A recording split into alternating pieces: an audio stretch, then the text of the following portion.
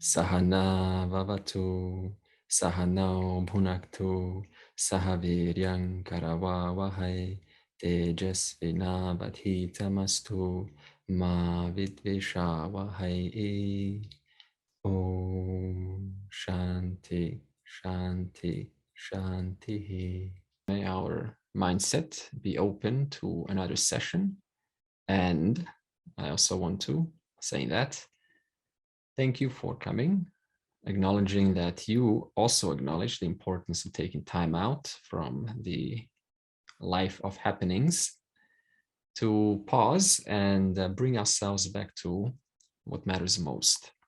So no matter how advanced we are, whatever level we're at, we're all on the same page. We all need to take time out, pause, and reflect where we are. So that's what this is about.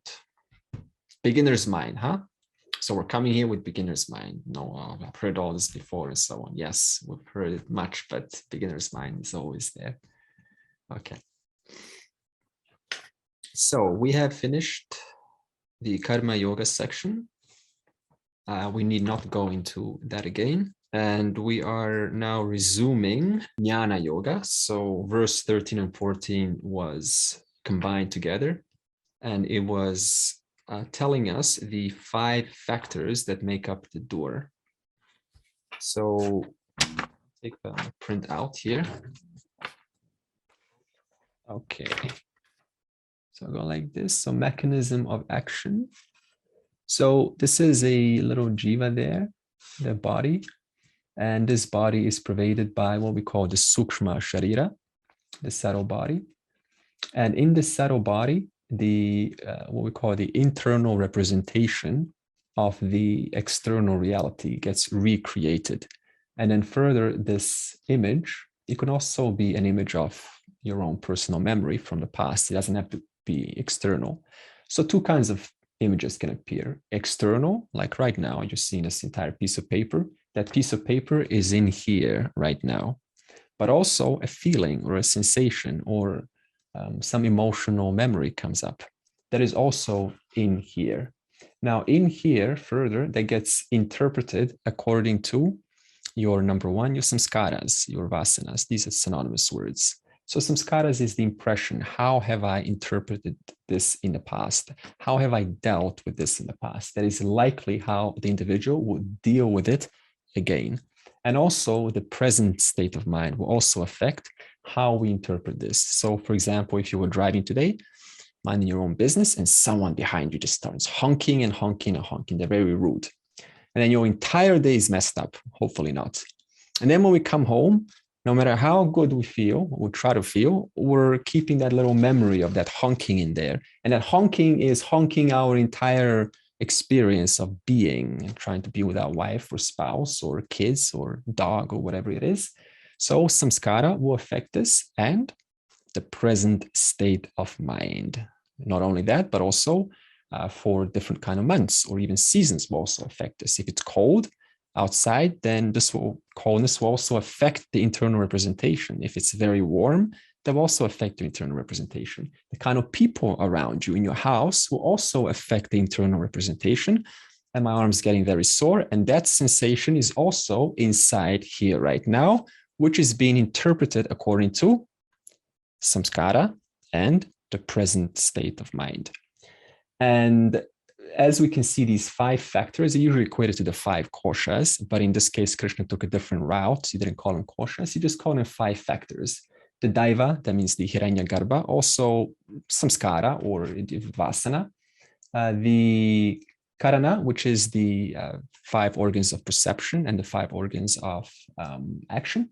Action is what deals and perception is what inputs. And adhisthana, this is the physical body. Adhisthana usually means, in this case, it's the eye, it's the body, it's the hands, and so on. And cheshta, usually referred to as prana. We got the 5 pranas there. So all of these 5 work together to create a homogeneous experience that we're experiencing right now. So everything that happened throughout the week, all of the contemplation, inquiry about the nature of reality, all of that happens in the buddhi. And this we will get to in the later verses. is illuminating the entire experience quietly, silently, non-interruptingly. So for now, we just need to master the individual. So again, let's put some context. Why are we talking about this right now? Where is the Jnana Yoga section going? It starts from mentioning Anatma, what is not self. So firstly, we have to know about the mechanics, because the whole point of Jnana Yoga is to create a viveka, a discernment between self and not self, that which is here now and that which is also here now, but it's molding and sculpting in different shapes and forms. Therefore, we should not get confused. So first of all, let's say a sensation. Where would the sensation belong to now? Suppose you're having a sensation about it. Suppose you're saying, Andre, get on with it. We heard this last week. Get to the point. Where is that conversation happening right now? Right here. Suppose you're saying, tell me more. Where is that happening? Over here. Suppose your mind says right now, I have seen this before. I've had this explained before. I've seen other teachers explain this before. I have heard this before, on and on and on and on. I know the whole model. I know where you're going with this. I know what Atma is. What is Anatma? Where is that happening right now? Right here. Suppose you say, beginner's mind. Let me have a beginner's mind and listen to this whole thing as if I'm hearing it for the first time. Where is that conversation happening? Right here. Suppose there is total certainty of the nature of I, no doubt about it. The most enlightened being in the world, in the universe. Where is that happening? That thought. Suppose you have that thought. That's also here. Self has nothing to do with any of it. And we will talk about the self. Suppose you have done 50 years of Vedanta, and you're way, way above all of this. And you're going, oh man, this is just the repetition of the old. Where is that happening? Also happening in here. In other words, this entire conversation has nothing to do with self, with I. So these 5 have to be first mastered. And what is your homework? What does discernment involve? Firstly, mastering these 5, and therefore you can always categorize your experience and put them. Sensation. Sensation, maybe that's part of a little bit of 25% of prana, some karta, maybe 50% of karta. So it's like ingredients. It's like a cake. And therefore, you're constantly categorizing your experience, your relative experience, into one of these 5. And what is Krishna now going to say? Let's find out. In reference to these 5, let's find out in verse 15.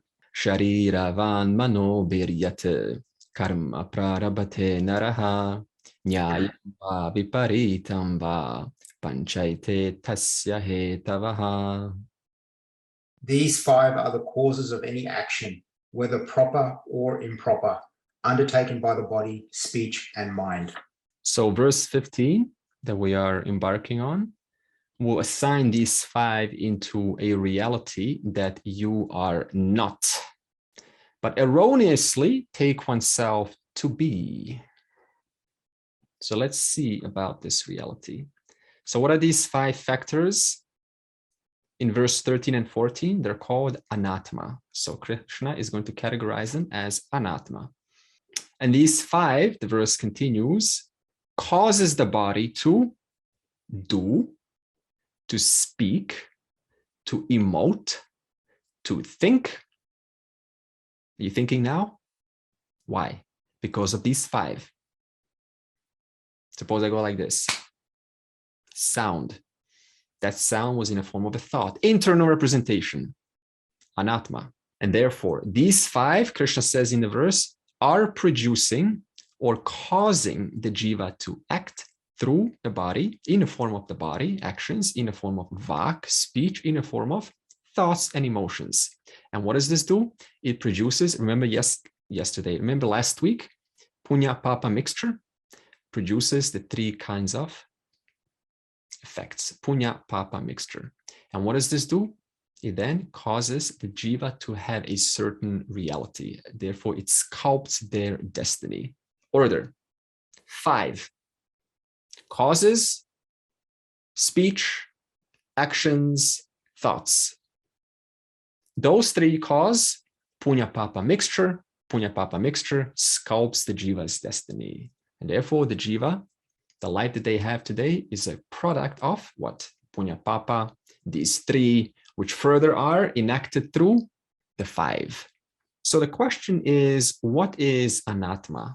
Before doing this, this is not a scholarly conversation, by the way. Oh, okay, this is a notes. Let's take the notes down, huh? We're having a direct inquiry in terms of rejecting or negating or just objectifying, not even negating, just objectifying, as though putting it in front and going, whatever we're hearing about cannot be me, is not I. So number one, what is Anatma?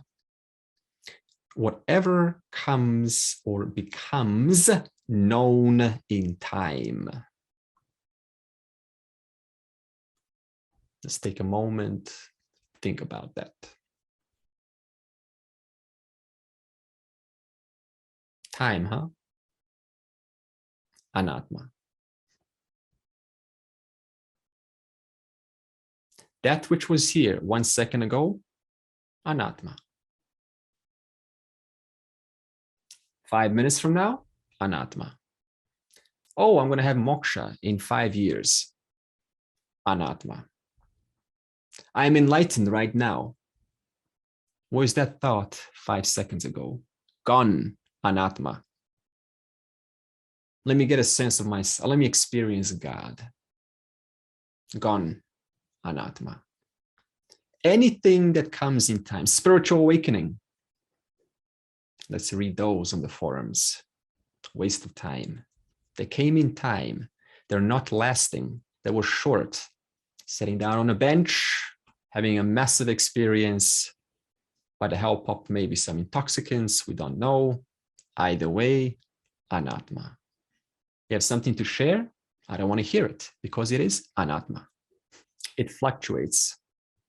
What is time synonymous with?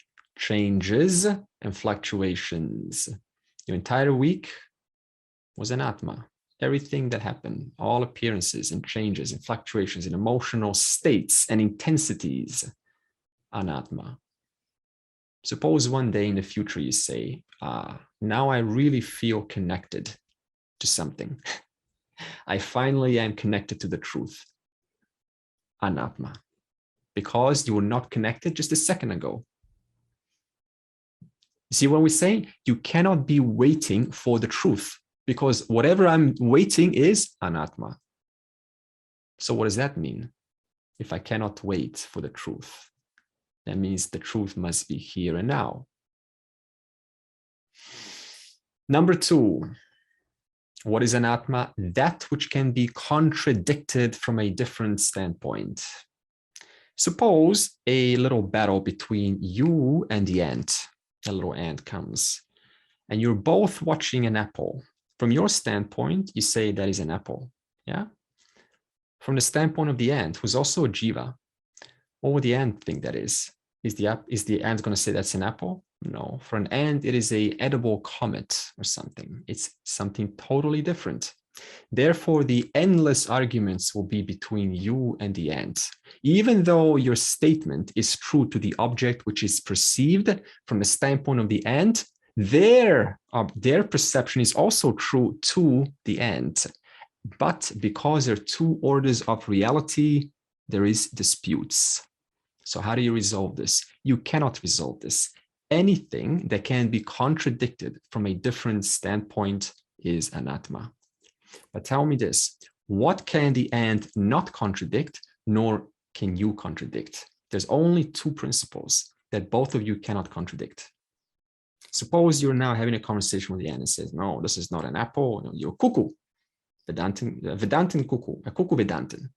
And you say it is an apple. It goes on forever. That's not the point. But here's the point. What can the ant not contradict, nor can you contradict in this little argument? What do you think it is? Existence. Perfect. In other words, the ant needs to exist. The other one needs to exist. The ant needs to be conscious. The other one needs to be conscious. They both need to exist. They both need to be conscious to be having a contradictory or an agreement together. Therefore, these two cannot be contradicted. Yes, they can, says the philosopher. Well, that's a contradiction because you need to exist and you need to be conscious. Now, suppose a philosopher says, yeah, but consciousness is a state of the brain. Say it doesn't matter. You still need to exist and you still need to be conscious, which is a process of the brain. In other words, no matter what, you cannot get out of this argument.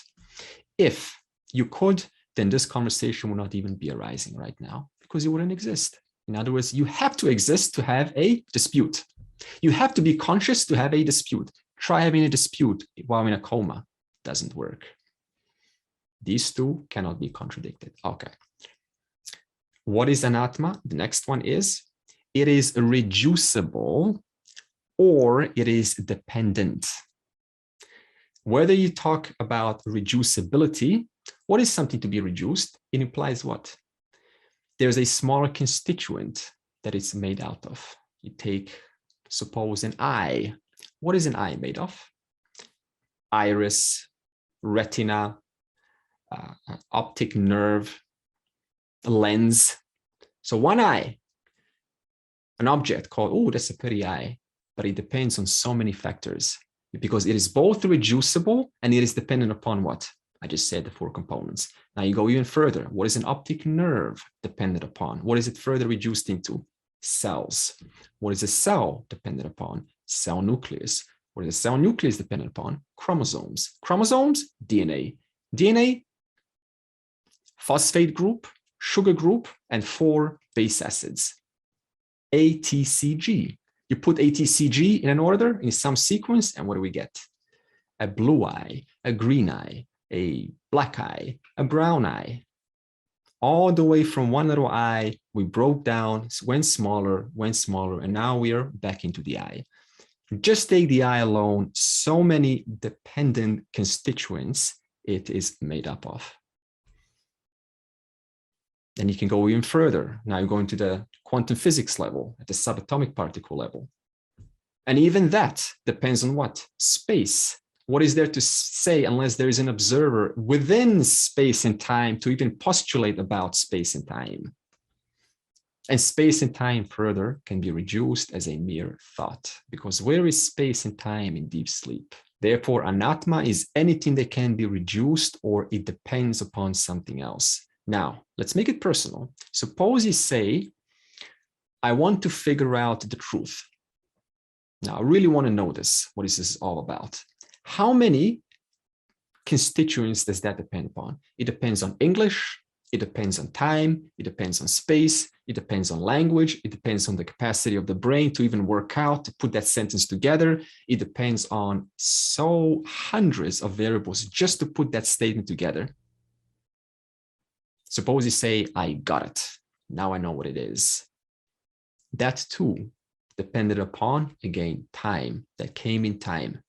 It is further reducible into many, many, many, many thoughts in order to conclude that final statement, that I got it, that I didn't get it. Therefore, getting it or not getting has nothing to do with Atma. What about thoughts? How many things is a thought dependent upon? Well, what is a thought? Let's analyze that. Suppose you have a thought about anything. What is that? It's a memory. And what's inside the thought of a memory? Well, that memory consists of an object. What is inside a thought? It's always object, isn't it? Objects which were witnessed in time at some point before.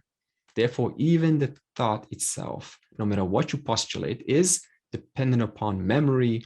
That memory is dependent upon objects. Those objects are dependent upon the creator of those objects. And the creator of those objects, at some time seen 5 years ago, was dependent upon the collective karma of the entire world to even bring that object into existence. Where was the phone 2007 before that?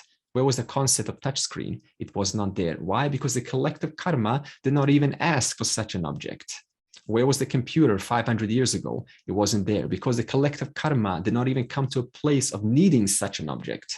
Therefore, even the collective karma is one of the constituents that is dependent, that makes the thought dependent to be a thought. Anything that is reducible or dependent. Next one, what is Anatma? That which can be negated or forgotten. Again, you cannot negate yourself because if you did, there will be a logical question that will be posed. Then who is there left to recognize that you have negated yourself? Therefore, you cannot negate your existence. But you can certainly negate or forget even your name. Did you ever a time when you woke up and you forgot who you were? Forgot your name, maybe? Forgot where you are, so on. I remember one time in school, when I was little, I was going to high school. I woke up and I was listening to binaural beats, those theta, delta, alpha brainwave audios. It was a big thing in high school. And every night before sleep, I would listen to this. Just, it's kind of a big thing. And so I woke up, put some weird frequency, who knows what frequency. And my mom came over to the bed and she said, Andre, time to go to school. And I was totally oblivious. Like, what? I go to school? Yeah, you go to school. Go. Where's school, Mom? Oh, she started to freak out. And I totally forgot my life. There was no concept of Andre, all gone. And it took about a minute and a half. By this time, she was crying. She thought she lost her son forever. It was like amnesia, total amnesia for 1 minute and a half. And then suddenly the slew of thoughts of identity comes in, like a fountain just comes in. Now, it's really interesting, isn't it? How is it that I'm able to remember that? That means the chitta, the memory was still working, but the memory was there waiting for some experience to come. In fact, it was capturing the entire experience, but the identity was not there yet. In other words, maybe the binaural beats block the causal body from sending down the identity of samskaras, who knows? But you can still see how the mechanics work. Even though you don't know your life, there's still that chitta operating. And this is why Vedanta defines chitta, ahamkara, buddhi, manas, just to make sense of the individual. And finally, what is anatma? Anything that can be named, anything that can be experienced, anything that can be perceived, anything that can be experienced whatsoever. Nirvikalpa, Savikalpa, some spiritual kundalini raising, it doesn't matter. It's still an experience that came in time. Okay, so this helps us to not get tricked into, should we get tricked, which I doubt because we're quite sophisticated by now, by chapter 18, to not get tricked into trying to identify with some spiritual experience and then put it onto the spiritual resume, and by that make an erroneous assumption that I have gotten the final knowledge. Ironically, what that does is it shuts down the person from further input, which sustains one's ignorance, and therefore hopefully they'll get a chance next life. So again, I'm not saying this just as a philosophical conversation. Please think about it. This is a lifelong inquiry. It always reminds me of a beautiful story of a Zen master who was near death. But until before his death, there was a disciple, a curious one of those disciples who asks a question very often. And the question was, hey, master, have you mastered your mind? And the master always smiled and continued talking. Next time, hey, master, have you mastered your mind? And continues talking. Very soon, the master was, who knows, maybe it was in a lotus position or lying down. But then the master called the disciple, let's come over here. And he said to the disciple, now I can say I have mastered my mind. And this is a very humbling word, actually. Last breath.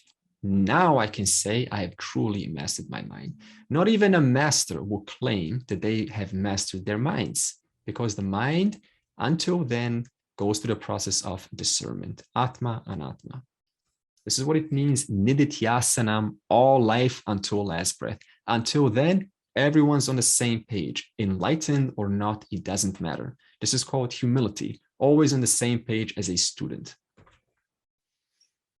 Next verse, 16, Krishna is still not going to define what is Atma. So without defining what is Atma, that means the self, Krishna will first point out what is the consequence of not distinctly identifying Atma from Anatma. What kind of a consequence does a jiva go through if you just listen to this and you don't apply it? tatraivam sati kartaram atmanam kevalam tuyaha pashya yakrita buddhitwad nasa pashyati durmatihi. This being so, he who looks upon the pure self, Kevalam Atmanam, as the doer due to the lack of a refined intellect, does not see. He has a distorted vision. Kevalam Atmanam, the pure souls. Kevalam just means pure, and Atmanam. So Kevala, Atma. The one who does not look upon the pure self, or who looks upon the pure self as the doer, has a distorted vision. So distorted vision, what does this imply? Ajnani, one who is yet to come to clarity. So this is a person who is still looking for the truth and still wishing to ascertain the truth. So let's first answer a curious question. How did Ajnani come in the first place? How did ignorance of self, which is ever present, ever available, how did ignorance come in the first place? Why are you and I still wearing a body? Why was the body not dropped in the previous life? How did an ignorant person, how is an ignorant person sustained? And why are they sustained? In other words, why is it that Atma, without defining Atma yet, why is it that Atma gets born with a body, carrying a body? How did this occur? So I will start from, take a portion from chapter 6 of Chandogya Upanishad, and I will take us through a little journey. And Chandogya Upanishad starts with, I believe it's chapter 6. In the beginning, there was only the pure self. Kevalam Atmanam. And the nature of this pure self is limitless. That means nothing limits this pure self. What does limitless mean? It means there's no second. There's no second self to limit it. That's all limitless means. If there was a second, then it would be big, but it would look over there and go, oh, I'm missing the other. I am limited because there is the other. So when we say limitless, it means itself is all there is. It is one homogeneous total. There is no divisions. In the beginning, there was only Kevalam Atmanam, whose nature is limitless. And then we say, okay, so if it is limitless, what does that mean? It means that no possibility is restricted. Because if there's one possibility that is not possible, then by definition, it is not limitless. Being limitless in nature, even the possibility of apparent Dvaitam was possible. What does this mean? The one limitless Atma has the capacity within itself to apparently reflect itself amongst the many. In other words, to as though reflect itself in different forms, in different vibhutis, different glories. This power of reflection, the power that enables the reflection and is not separate from the self, this power is called Maya. And this Maya power, for it to reflect the many out of the self, to the self, out of the self, borrowing existence back onto the self so that the self may perceive, two things need to happen. One, it needs to hide the self. And this is what we call Avarana Shakti, aka Tama Guna. It also needs to project out of the self to the self, Vikshepa Shakti, aka Raja Guna. Just like, for example, take one single content of clay, and out of this clay, we create a clay fork. And out of the same clay, we create a clay spoon. The clay spoon doesn't know anything about the clay fork, and the clay fork doesn't know anything about the clay spoon. That means from the standpoint of their individuality, They are ignorant of each other. They only know themselves as this much, the spoon, the fork. And yet both of them are this one homogeneous total content of the clay. So Maya, by definition, takes this one content, one self, Kevalam Atmanam, and through its power of hiding one to present the other, shows many forms of this one content. And this one form right now is this person listening, is this person talking. So we're not talking about what happened sometime long ago. We're talking about what's happening right now, right here. This person sitting down, listening intently, this is interesting or so much.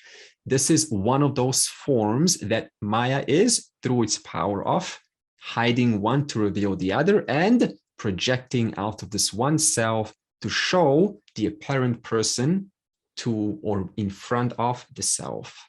And thus the jiva came.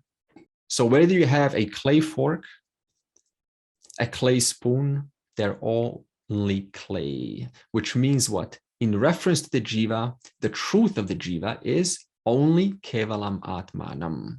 This is one model to understand the total reality as one. Whether you look at this body as Atma or Anatma, in actuality, it doesn't matter because it too is not different from this one content.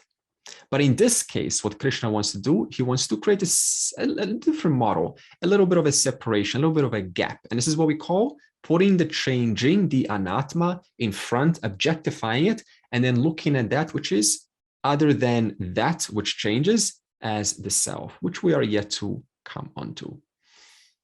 Therefore, the jiva, the entirety of the jiva, whichever way you look at it, every thought is pervaded by kevalam atmanam, the pure self, appearing as a different form by the power of Maya through hiding one to reveal the other. Where is the thought of that when this thought presents itself? Did you ever notice you only have one thought at a time? Which means what? All of the other thoughts are hidden for this one thought to present itself. And that thought goes. And then this thought comes, called thought B, but thought A is hidden. Thought B goes away. Thought C presents itself. Both thought A and thought B are hidden away. This is what we call constant avarana shakti, hiding forms after forms to present one individual form. So what is happening right now? We are witnessing forms after forms after forms after forms. Body, sensations, these words, the whole English language, the experience, all of this right now is forms modified by Maya's avarana shakti, hidden by avarana shakti, and projected constantly in the form of differences to give us this distinct experience, which appears to be changing now. But what is actually happening? One content remains in and through all, just like the clay. It remains in and through all the time. Because of that one content, this existence appears to be changing. In other words, the changes depend on something which is in and through all of those changes. And that is what we call Atmanam. In fact, you can prove this by yourself. Every experience exists, and there is awareness of that experience. And what is the self? That which is existent and aware. Buddhitvat. Okay, so the question is, since the beginning, the jiva didn't know this. Why? Because akrita buddhitvat, due to the lack of a refined intellect. The question comes then, what is it that produces a lack of a refined intellect, an unrefined intellect? There are many reasons. The three top reasons are, number one, look at your own experience. What is the easiest thing to go through in life? Objects. There's an object, it is gross, I can easily deal with it, there's no problems there. What do we observe from the beginning to the end of our life? Objects. Driving, house, groceries. It's so easy to see that because they're gross. The grosser something is, the easier it is for the mind, which, due to the lack of refinement, identifies with those gross objects. Number one, the mind is gross. In chapter 7, we call this apara prakriti. owing to the fact that everything is gross and it's so easy to perceive through the 5 gates, that is what the person naturally assumes that is all there is to life. And therefore, there's no reason to go deeper. There's no reason to go into the philosophical discussions, into the subtler matters of life. The top of the subtlest we have is science, that is somewhat subtle. We have quantum physics, that's even subtler. But then even subtler than that, we go into philosophy. And then even subtler than that, we go into the non-dual teachings. Therefore, you can see all across the board, we have a hierarchy: gross, subtle, subtle, subtle, subtle, subtle, subtle. The subtlest of the subtlest, that mind, only that mind will be interested into discerning the nature of reality.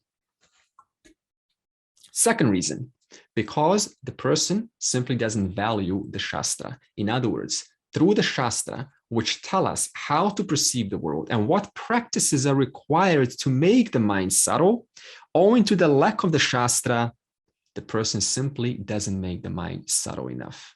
We do have alternative methodologies, but when it comes to the final reality, you need the Shastra. You need a pramana by which to arrive to the reality, which is the subtlest of the subtlest. We did an experiment some time ago. Space. Even to say space, the subtlest of the 5 elements, some people have trouble relating with that. Like, what are you talking about space? You mean outer space? Did you ever notice that? Outer space. They don't even notice the space right here, the space between 2 objects right here, right now. Have to go outer space. Even space, which is a gross element, cannot be captured by a mind. And then you go one level down. You go, okay, you don't understand space. How about air? Air, you mean kind of, yeah, in the lungs. And then you have to even make it more gross. You have to, okay, gas, blue gas. Okay, I can count, okay, blue gas, yeah. But even don't relate with that. You go one step down, water. Say water, yeah, water, even that is sort of, fishy, because it's water. You have to go one step down. Well, fire, first fire, then go fire. Okay, I like to be around the fire, but you have to go water, and you go, okay, give me soil. It has to smell, it has to have taste, it has to have a look, it has to have even a sound. Everything about it has to have all 5 senses. And you go, now I relate. So you can see even the 5 elements, the mind has to go all the way down to relate to the grossest of the grossest, which is earth. Now you go back up to space. If an individual cannot even relate with space, then what to say about that which is even subtler than space? Existence awareness. So you can see the subtlety required. And Shastra, Yajna, Dhanam, Tapas, is the means by which the mind becomes subtle. So this is why we say these practices like Karma Yoga and Upasana Yoga are crucial. Until when? Nididhyasanam, last breath. The third reason is lack of Ishvara Prasada. Ishvara Prasada is a very important concept because without the help, without the humility to come forth and say, I cannot figure this out by myself, help please. Until that happens, the individual will get into their mind. And what is the default way of thinking? By thinking this, I am right. This is a natural assumption. I am doing this by myself. The inquiry is done by myself. I am right. And I've got all angles covered. There's no way I made an error. This is a natural assumption that a mind makes because it's so used to thinking like this in those easier, grosser objects. Therefore, when it comes to subtler, that assumption from the past, chitta, gets taken over and colors, again, the experience. We just said samskara always covers the experience of even self-inquiry.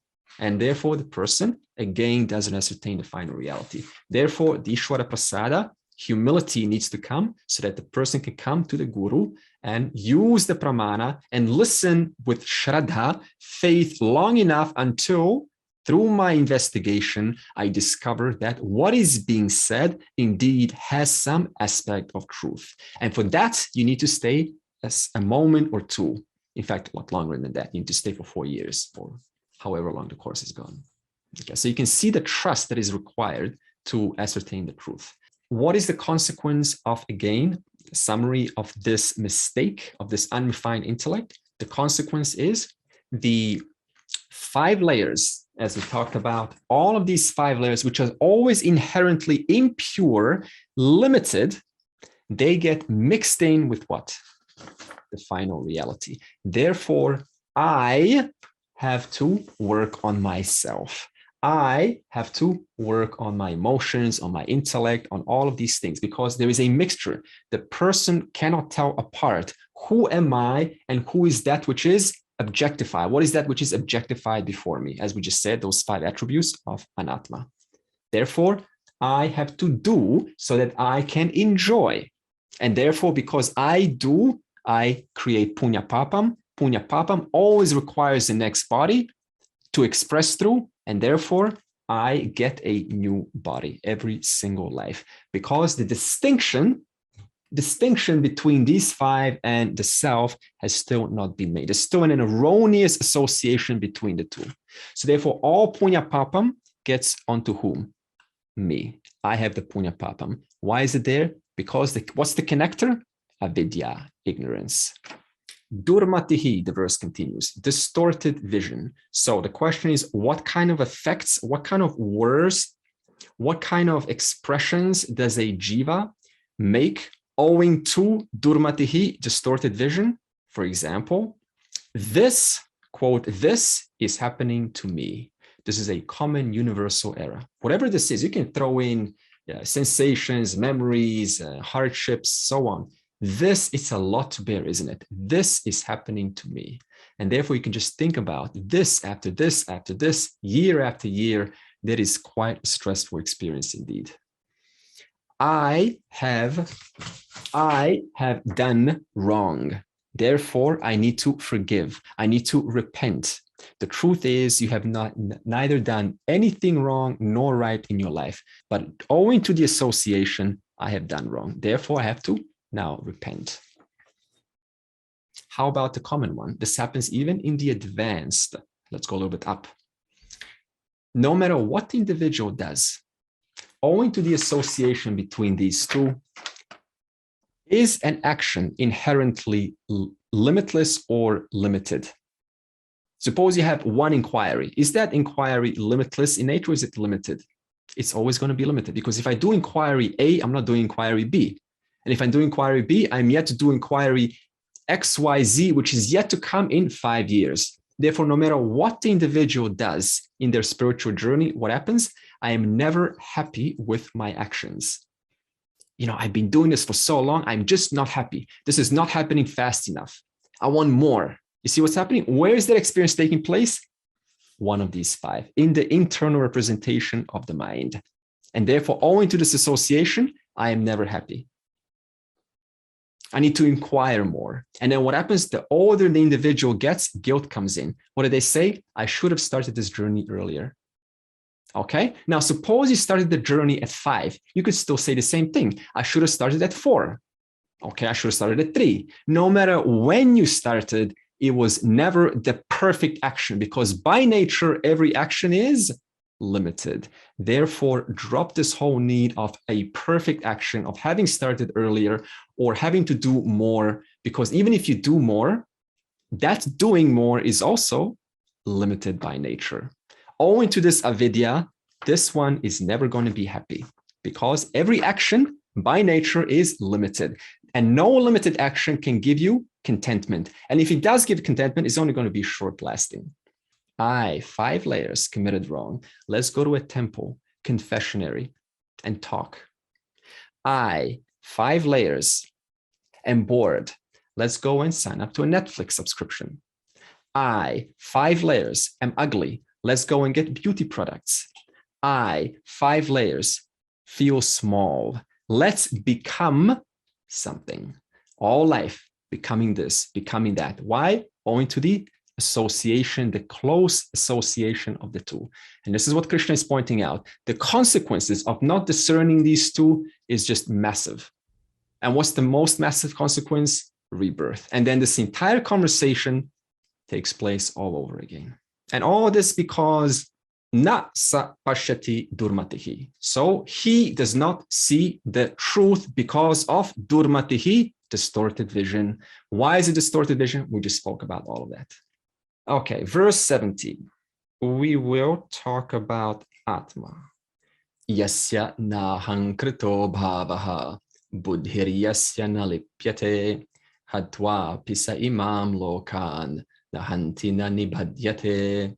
He who does not have the notion, I am the doer, and whose intellect is not affected, does not kill anyone in spite of killing these people, nor is he, she bound. So this verse 17 speaks of a jnani. Who is a jnani? The jnani is the one with clarity pertaining to self and not self. A jnani is one who was a ajnani at some point in the past, but owing to the spiritual work, hard commitment, long hours, exclusive focus on this knowledge, exclusive inquiry, yajna, dana, tapas, constant inquiry for years and years, dedication and seriousness put into it, removed ignorance, and by that removal, we give it a name called jnani. So that jnani knows the self to be other than the 5 layers that we have discussed. Knows the self to be other than five, not intellectually, but directly. We call this aparoksha jnanam. From the outside, if a person looks at a jnani, what do they see? They see a body. They see a body doing actions, so speaking and doing and going left, going right, acting like a normal person, speaking like a normal person, doing the normal things, just like anyone else. But from the standpoint of a jnani, what is the direct ascertained knowledge, experience, what is doing the actions? The 5 layers, the 5 factors are doing the actions, whereas I, right now, in fact, this is not even verbalized, it's just constant knowledge. I am the actionless self who is never doing anything, therefore has never done anything in one's life, and for that reason has no punya papam. All of the punya papam goes onto the body, onto the mind, but being free of such, I have none of it. This, of course, isn't a license to kill. Now the jnani goes, oh, nothing that I do ever affects me. I can therefore go and kill the people that need to be done so. No. Why does a jnani not engage in adharma, in violence? Think about this. Why does a jnani, what is involved in violence? Who is involved in violence? Samskaras, ideas. Being identified with those ideas, I want to kill. I want to hurt. Looking at that as an objectified object. Who is invested in that? There's no person that is invested. Therefore, why does a jnani not commit adharma? Why do they not cheat behind their back now that they know the final reality? Because there is nothing to gain nor lose. If there is something to gain or lose, there is something to look into. There's still an association with some thought, still an identity with some thought, which I, Atma, being identified with that, want to perform. So once this association has been severed or looked at as other than self, then adharma is highly, highly unlikely. So when I look at verse number 16 and 17, 17 says that I'm not the doer from Jiva's point of view, right? And 16 says that Atma is also not doer from Atma's point of view. Yeah. Then the question is, who is the doer? Sure. And in verse 13, we said that those 5 factors are the doer, right? Sure. Everything is happening because of the 5 factors. And we categorize them as Anatma. Indeed. But Anatma is something which is dependent on Atma, or which is coming out of the power of Atma, which is Maya. So in fact, nothing as such as Anatma, everything is Atma. What is doing, Mina?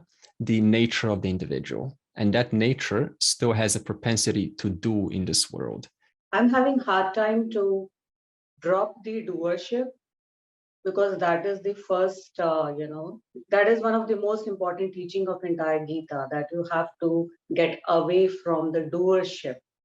Pause. But with Pause. The doership, leave the doership alone. Only recognize the doership requires my presence to be. In the name of self, in the presence of self, doing happens. You don't have to do anything about the doership, because even if you did, then what's still left? The doer. who has the need to do actions in the world according to one's nature. We talked about this in even prior verses. Why can you not stop an action? Krishna said, because you will be compelled by your nature to act. Who is this you that will be compelled? The body, mind, intellect, the 5 layers that we just talked about. So it's not about touching this or dealing with this, because then again, what's you doing? You're identifying with this as though it is yourself. It's about understanding I am other than these 5. Let these 5 do what they're always been doing, which is acting in this world according to the nature. Where does that nature come from? That is a long history of the transmigrating jiva that's gone through lifetimes of samskaras. The verse would say, Hatva api saha iman loka na hanti na nibhadyate. So even though the jnani kills not, nor is a jnani bound. Even though the jnani kills not, nor is the jnani bound. What does bound mean? The bound means one is tempted to kill. Kill just means to act in the world.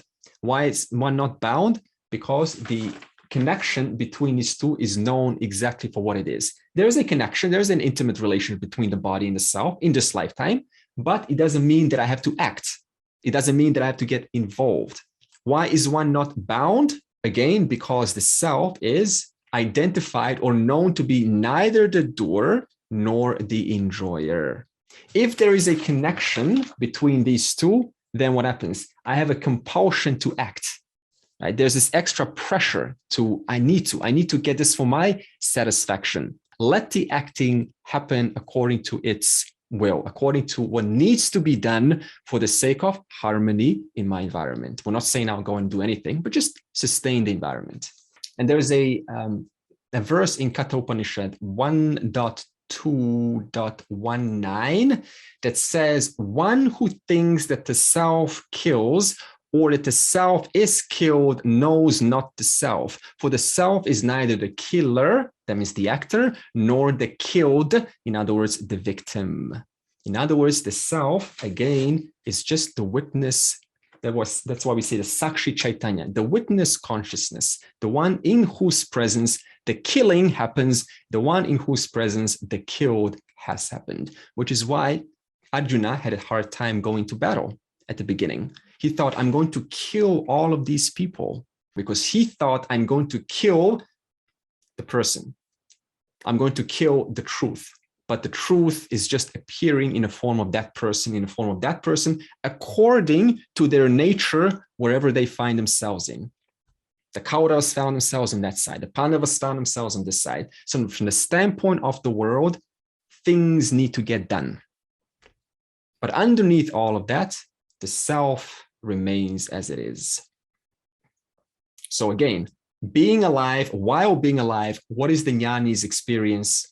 The jnani's, or what does the body, mind, intellect of the jnani do? It still continues with, go back, niyata karma, and niyata karma, in other words, compulsory actions and occasional duties. Compulsory duties and occasional duties. As we said, compulsory consists of upasana, that means working on your mind and taking care of your environment, and occasional, things that come once in a while. That is what a body, mind, intellect of a jnani does. No different than a ajnani. Now, this brings up a question. If the jnani is not the 5 layers, and there is certainty of that, then the jnani's truth is the self, kevalam atmanam. So the question is, what is the nature of this kevalam atmanam, of this pure self? If one were to describe it with words that are as closely true to the truth, what words would they be? How would one describe it? So let's go through that description now. But before we do, let's first revise. What is the self not? What is the self not? You have to answer everything other than the self, everything on the left side. So in other words, anything that is reported, felt, experienced, not self. Anything you have to report to me, to yourself, not self. Anything you experience, not self. Think about this, because this is where the error happens. constantly we have this need to say, what about intuition? What about this experience? What about this oneness experience? Again, it came in time, not self, because it is reported, it is felt, it is experienced. Is there any questions about this so far? Maybe you want to say, what about, because I'm definitely going to say it's going to be Anatma. Okay, think about this. Anything felt, reported, or experienced. That means there will be never a time when you will ever say that you're enlightened, because you're reporting that. So what does that mean? One has to be enlightened right now, by definition. What is the pure self? The self is not a part, product. Before you go, I heard this from Paramarthananda, pause. The self is not a part, product, or property of the body or the mind. The self is not a part. That means it's not somewhere in here. It's not localized to your brain, not a part, product, or property. It's one and the same. It's not a part of the body mind. There's nowhere in the mind that we will find the self.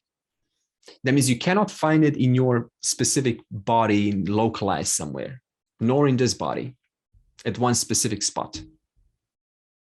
Just like, for example, I'm going to use the analogy of wave, ocean, and water.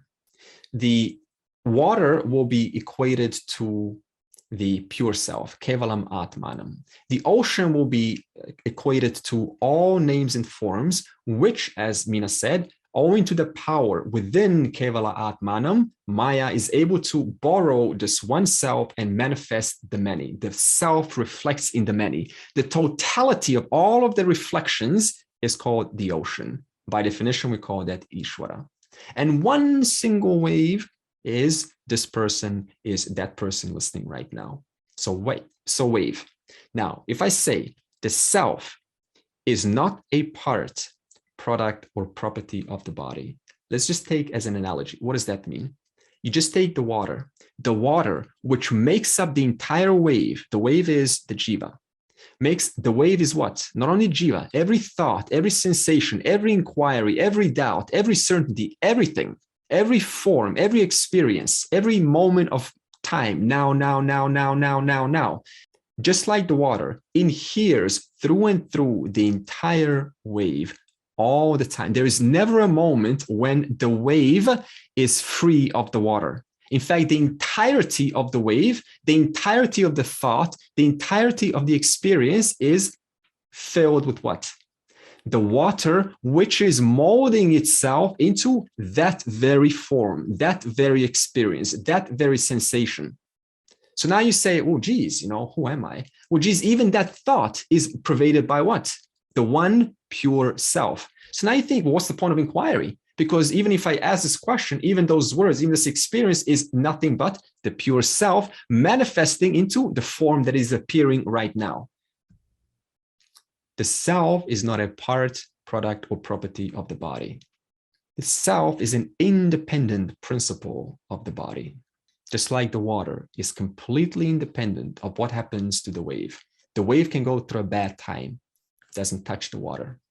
In fact, the wave is only having a bad time because it is nothing but the water. It is pervaded by the water. It is sustained by the water.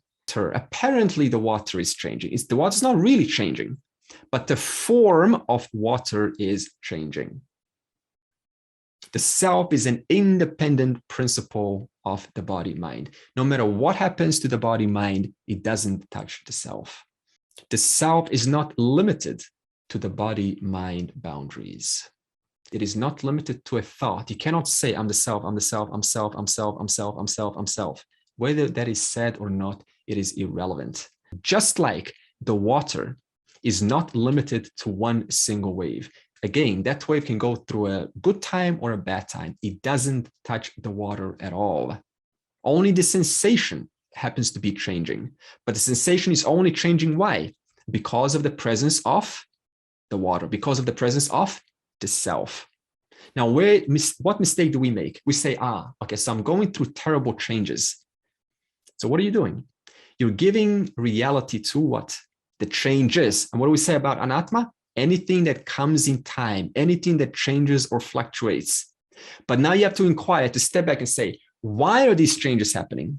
Because I am here, present. Kevalam Atmanam. Self survives after the fall of the body, after the fall of the mind, after the mind stops thinking. Are you gone? No, you remain as you are. It survives after death. However, the self is not available for transaction anymore. Why? Because the body is gone. The medium for transaction is gone. So one day when someone close to you dies and we say, oh, I've lost them. What have you lost? It is like the wave in the ocean falls, but that falling, has it affected the water? Not at all. Only because the essence of that wave was the water while alive, and the essence is still the water. Nothing has changed whatsoever. Merely the name and form has resolved. The nature of the self, next one, is the ever familiar presence in the 3 periods of time. What is the most familiar experience to you, please? The most familiar experience. I am, I exist. In other words, today I am as familiar to myself as I was yesterday. Today, my existence is as familiar as it was yesterday. Tomorrow, my existence will be as familiar as it is today. Does anyone wake up going tomorrow, you wake up tomorrow and go, who am I? What existence am I? I don't know. What? Huh? Does anyone do that? Did you ever do that? You totally have no track of who you are, what you are. Now, how come that didn't happen when everything about the body, about the mind, and the intellect has changed? There's not one trace of similarity between now and now. Billions of cells have changed. Every thought is different. Every emotion is gone. So the self is the most familiar presence. So I want to ask you, what is the most familiar presence in your experience? The most familiar presence, that which you are most familiar with in all periods of time, and you're always equally familiar of that presence. I am. Your existence, your presence is. So knowing this firmly, yasya na bhavaha ahankritaha. The jnani doesn't have the notion that this BMI, or that I am being tossed around by the winds of prarabdha karma. The jnani doesn't have that. What is being tossed around by the winds of prarabdha? The body, mind, intellect is. So this serves as a shock absorber from the standpoint of the jiva. And let it be. It's the wind. It's the wind blowing left and right. Sometimes we have it pleasant, sometimes we have it unpleasant. Let that be. But there's a shock absorber behind. This is not happening to me. It is happening to the 5 layers. Now, the question is how to strengthen this distinction between self and not self. How do you strengthen it in a common real life daily scenario? Suppose you're asking, okay, this is nice, this is interesting, but what practice, if there was, would there be by whose use and practice we can strengthen this? This is called Nityasanam. First thing you can do, the most common, is change the language, because the language that we've been using reinforces the ignorance between self and not self. For example, we say, oh, I'm getting older. My body is getting older. You can say, I am the pure self, Kevala Atmanam, awareing not only this body, mind, intellect right now. Awareing what? What do you mean awareing? Giving it existence, giving it awareness. The pure self that I am is not only awareing this body, mind, intellect right now, but it is also awareing that body, mind, intellect right now. The self looking through these eyes is the self looking through those eyes. One self looking through different eyes, having a different experience. Why is the one self having a different experience? Why is my experience different from yours, David? Venkat, why are our experiences different? Sonia, why are our experiences different? Leo, why is the experience different? Because the differences always belong to the 5 layers. But that because of which the 5 layers comes to knowledge is because of this one Kevala Atmanam. Change the language. I, Atma, am free of all actions. This is a statement you make. I, Atma, am free of all actions. Thus, I am papaless, punyaless. Thus, I have no merit nor demerit. I am completely free of whatever has ever happened, of all mistakes, all sins, absolutely free, contrary to what some would say, you are a sinner. Throw that out. It has its part, but throw it out. You're not a sinner, nor a non-sinner, just the actionless witness being, Kevalam Atmanam, pure. What does pure mean?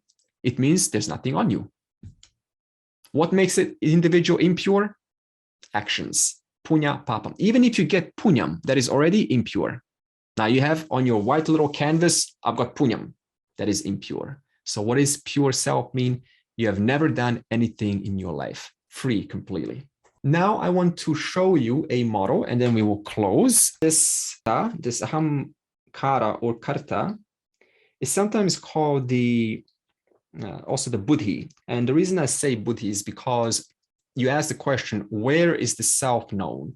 Where do I know myself? And how do I experience? What is the experience, if you were to call an experience of self? What is the experience of self?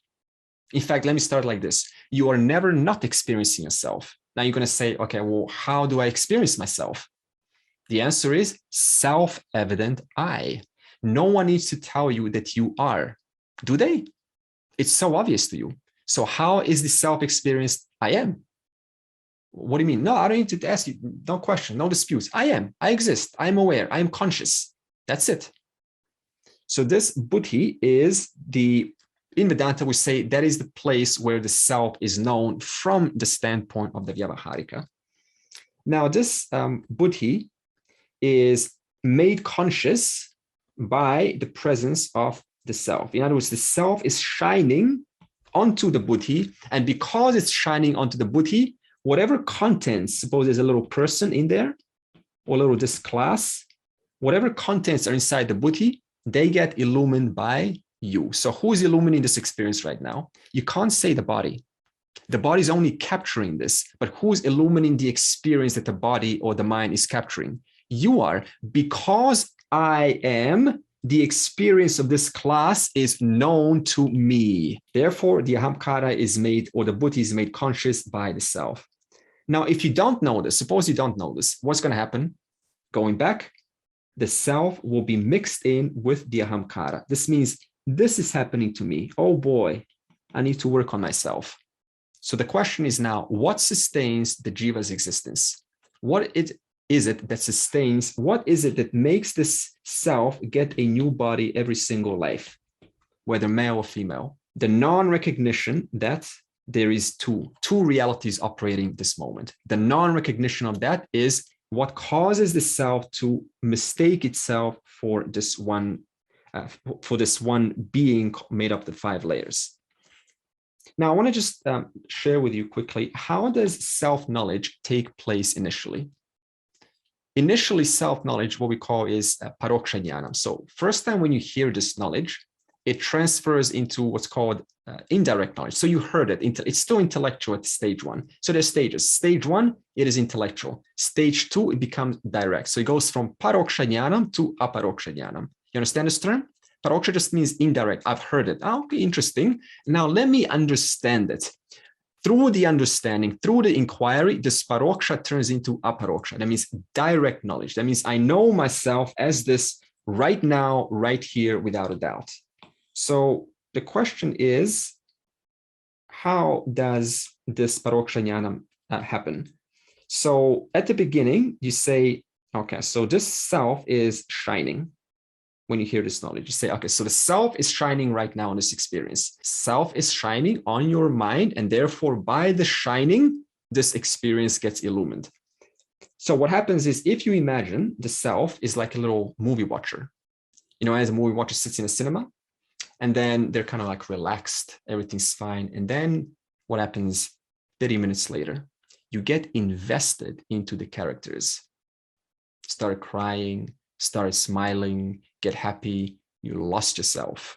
So what happens at the beginning is paroksha jnana says, stop, just pause, as though pause. It says, you are the witness. You are not what's happening to whatever your name is. I am not Felix. I am not what is happening to Felix. I am not what is happening to Julie. I am not what is happening to Sonia.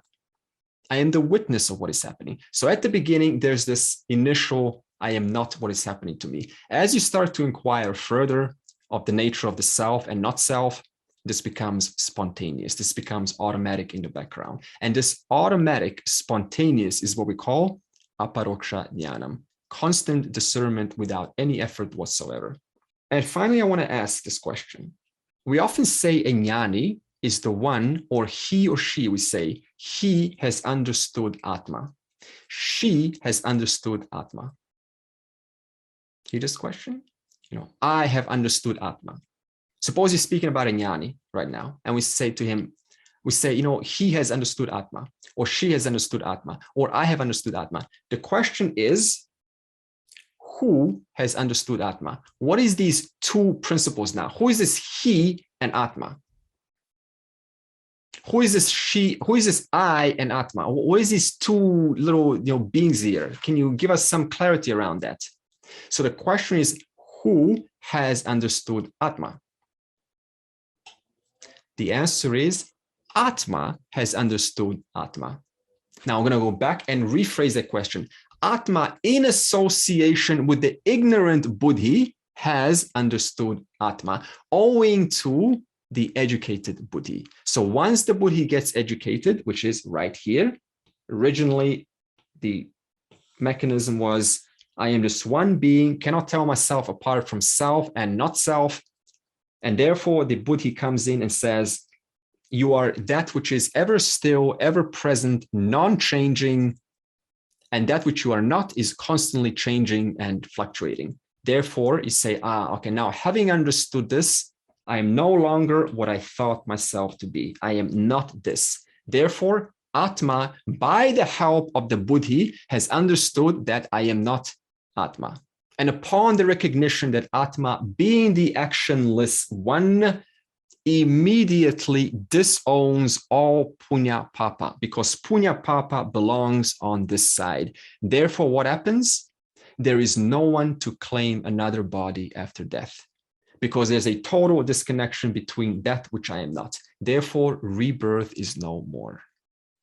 Okay, so no worries. We will expand upon this using more models to make sure that this is really clear. Okay, any comments, observations before we close? Anything you would like to see next week or answered? When you were talking just now about recognizing the self, you said something about needing to, the problem for most of us is that we don't recognize the two orders of reality. Mm-hmm. So I almost thought that was interesting. Are we suggesting that one of the biggest parts of non-dual study is seeing the dual? Does that make sense how I'm phrasing that? Objectifying it, yeah. Objectifying it. Yeah, okay. I mean, bringing it forward. That means seeing it for what it is instead of identifying with it. Okay, that's perfect, because that's something that's been on my mind a lot. It's the more I see duality more, the more I'm in Vedanta, if that makes sense. Yeah. Okay. Exactly. Thank so you. The more you recognize it, the more you're giving definition to that which is not changing, the self. Okay. At the beginning, it's not defined. It's kind of like all fuzzy. I don't know what's the non-self. So we start initially by defining, okay, so this is changing, this is fluctuating, this is coming in time, this has intensity changes. It's all, everything about it can be identified to be within time and space. Therefore, I can put it safely, according to the scriptures, as Anatma. So that seems to be the sort of, I don't want to use the word problem, but sort of the problem with Neo-Advaita, right? That it doesn't explore the dual. It doesn't allow us to form a solid definition between the two, right? You need to define both. Good. So you need to define both for this to properly work. I cannot just go straight to the self. I have to first identify the era with which this individual has been innocently identified for the longest period of time. So you have to first bring that out before talking about the highest teaching of the self. Sarve bhavantu sukhinaha, sarve santu niramayaha, sarve bhadrani pashyantu, Ma kaschid dukha bhag bhavet. Om Shanti Shanti, Shantihi.